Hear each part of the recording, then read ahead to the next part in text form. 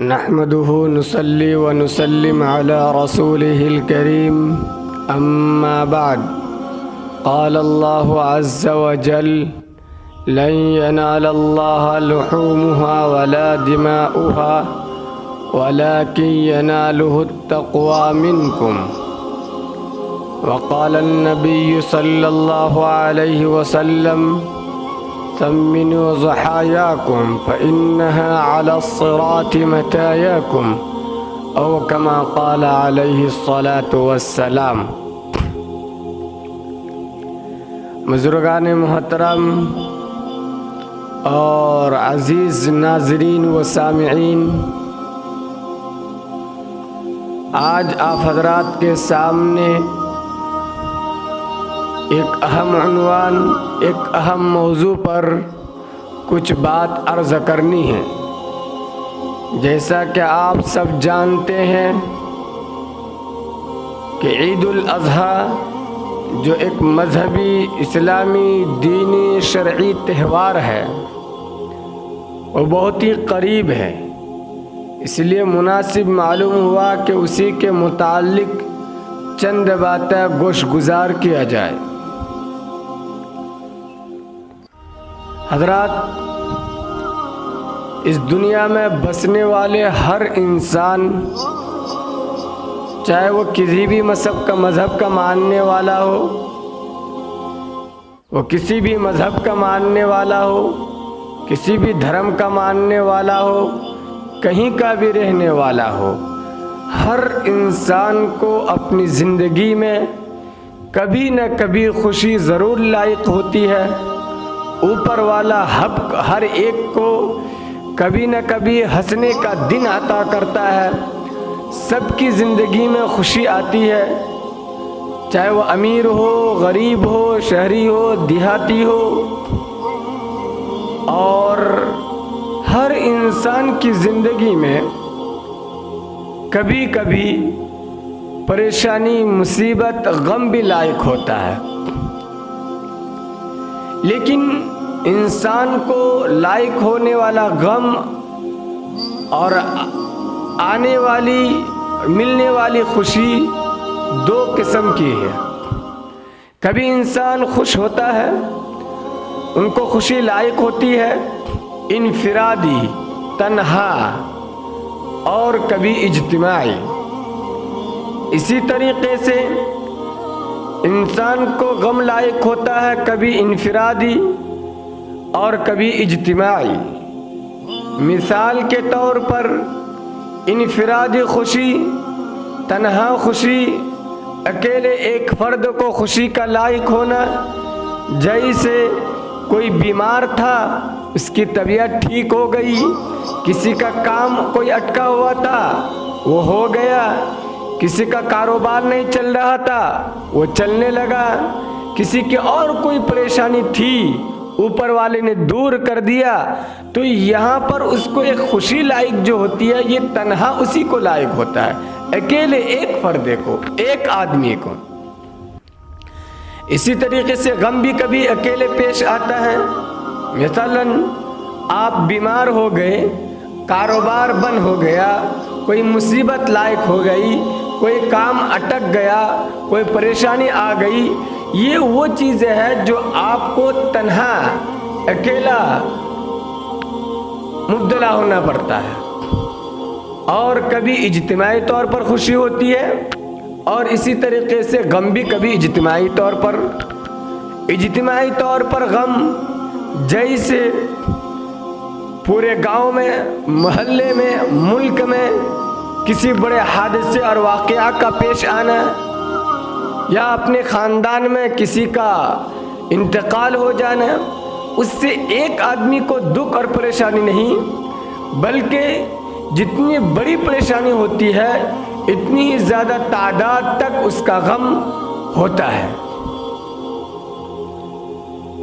اور اجتماعی طور پر کبھی کبھی دنیا میں خوشی بھی لائق ہوتی ہے، جیسے ملک ہندوستان میں اجتماعی طور پر خوشی منانے کے لیے سرکاری طور پر، ملکی طور پر سال میں 2 دن ہے، ایک ہے 26 جنوری اور ایک ہے 15 اگست۔ ان دونوں دنوں میں ملک کے اعتبار سے جشن منایا جاتا ہے، سرکاری اعتبار سے خوشی منائی جاتی ہے اور تمام طرح کے ہندوستان کے ہر باشندے اس میں شریک ہوتا ہے۔ اسی طریقے سے ہر مذہب کے ماننے والے سال بھر میں دن تاریخ کے ساتھ کسی نہ کسی دن اور تاریخ میں خوشی مناتے ہیں، اجتماعی طور پر اکٹھا سب مل جل کر۔ چنانچہ پارسی مذہب، بدھ مذہب میں 1 جنوری کو پورے مذہب کے لوگ اور پوری برادری کے لوگ مل کر جشن اور خوشی مناتے ہیں۔ یہودی مذہب میں 25 دسمبر کو حضرت عیسیٰ علیہ السلام کی پیدائش کا دن سمجھ کر وہ لوگ یہودی لوگ جشن مناتے ہیں، خوشی مناتے ہیں۔ ہندو مذہب میں ہولی، دیوالی، نہ جانے کتنے تہوار ہیں جو دن تاریخ وقت کے ساتھ بھی متعین ہیں اور ہر مذہب والے اپنے مذہبی تہوار سمجھ کر اس دن جشن مناتے ہیں، خوشی مناتے ہیں، عید مناتے ہیں۔ ہمیں اور آپ کو رب کریم نے اپنے ماننے والے مسلمان بندے کو سال بھر میں اجتماعی طور پر سب مل جل کر خوشی منانے کے لیے، عید منانے کے لیے سال میں 2 دن عطا کی ہے۔ پہلا دن عید الفطر رمضان کی خوشی میں اور دوسرا دن عید الاضحیٰ حضرت ابراہیم علیہ السلام اور ان کے بیٹے اسماعیل علیہ السلام کی قربانی کی یادگار میں۔ حضرات، اب ذرا اس قربانی کی حقیقت کو سمجھیں کہ قربانی کیا چیز ہے، کیوں کی جاتی ہے، کیوں اس کا حکم دیا گیا۔ یاد رکھیے، قربانی کا مقصد صرف اور صرف تقوی حاصل کرنا ہے، اللہ کا قرب حاصل کرنا ہے، ثواب حاصل کرنا ہے، اللہ کا قریب ہونا ہے۔ گوشت کھانا مقصد نہیں، خون بہانا مقصد نہیں، پیسے برباد کرنا مقصد نہیں۔ اصل مقصد جسے قرآن نے بیان کیا، لَن يَنَالَ اللَّهَ لُحُومُهَا وَلَا دِمَاؤُهَا وَلَكِن يَنَالُهُ التَّقْوَىٰ مِنكُمْ۔ اللہ کے پاس نہ تمہارا گوشت پہنچتا ہے نہ خون پہنچتا ہے، ہاں البتہ اللہ کے پاس تمہارے اندر کا جو تقویٰ ہے، اخلاص ہے، وہ اللہ کے پاس ضرور پہنچتا ہے۔ معلوم ہوا قربانی کا مقصد تقویٰ حاصل کرنا ہے، اللہ کا قرب حاصل کرنا ہے۔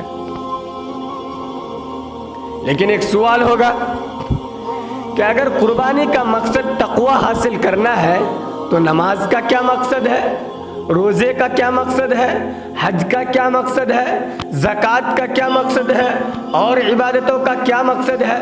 تو ناظرین، تمام عبادتوں کا مقصد تقویٰ ہے، اللہ کا قرب حاصل کرنا ہے، گناہوں سے بچنا ہے، ثواب حاصل کرنا ہے، آخرت کی تیاری کرنی ہے، جہنم سے بچنے کا انتظام کرنا ہے، جنت میں جانے کا سامان تیار کرنا ہے۔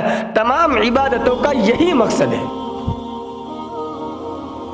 لیکن سوال یہ ہے کہ اگر قربانی کا مقصد تقویٰ ہے، نماز کا مقصد تقویٰ ہے، روزے کا مقصد تقویٰ ہے، حج کا مقصد تقویٰ ہے اور عبادتوں کا مقصد بھی تقویٰ ہے، ثواب حاصل کرنا ہے، تو تقویٰ تو نماز سے ہی حاصل ہو جاتا۔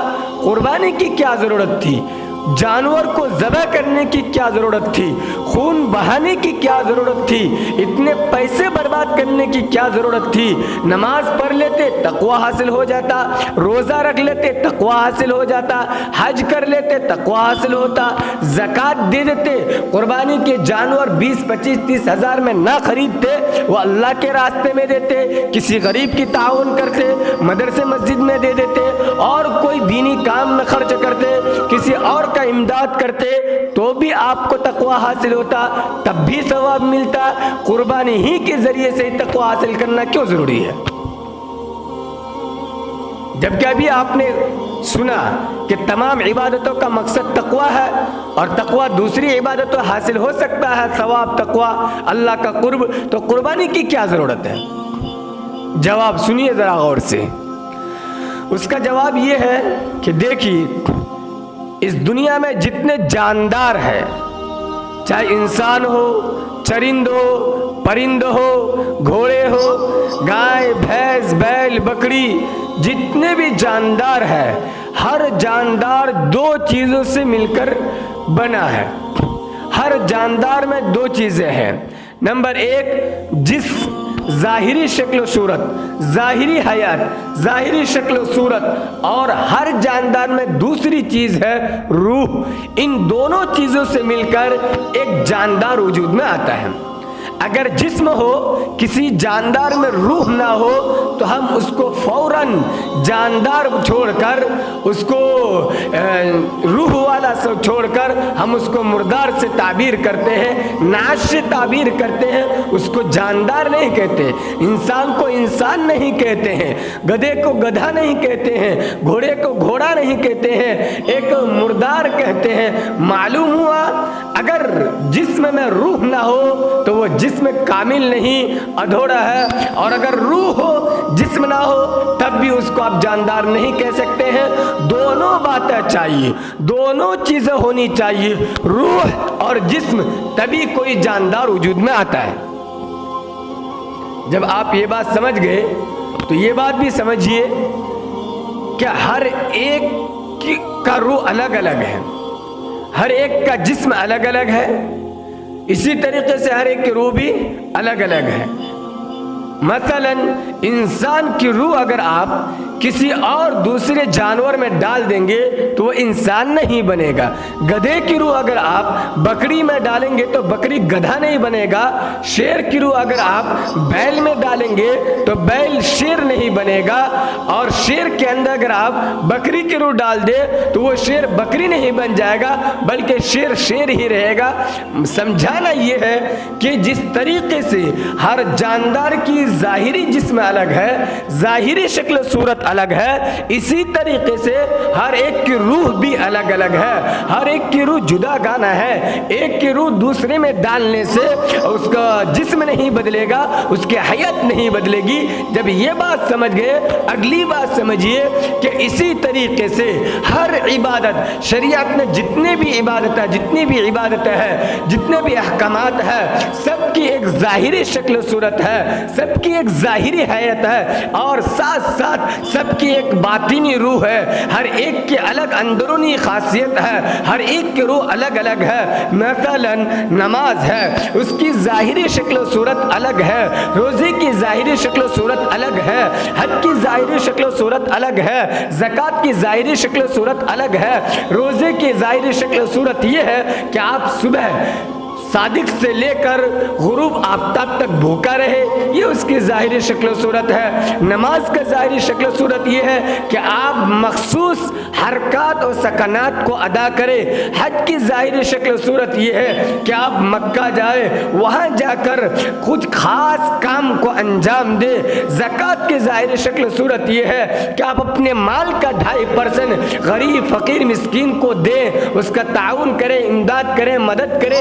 تو ہر ایک کی، ہر عبادت کی ظاہری شکل و صورت الگ ہے، اسی طریقے سے ہر عبادت کی روح، ہر ایک کا تقویٰ بھی الگ الگ ہے۔ مثلا نماز کا تقویٰ، نماز کی روح یہ ہے کہ نماز پڑھنے سے انسان کے اندر عاجزی، عبدیت، بندگی، تواضع، جھکنے کی صفت پیدا ہوتی ہے۔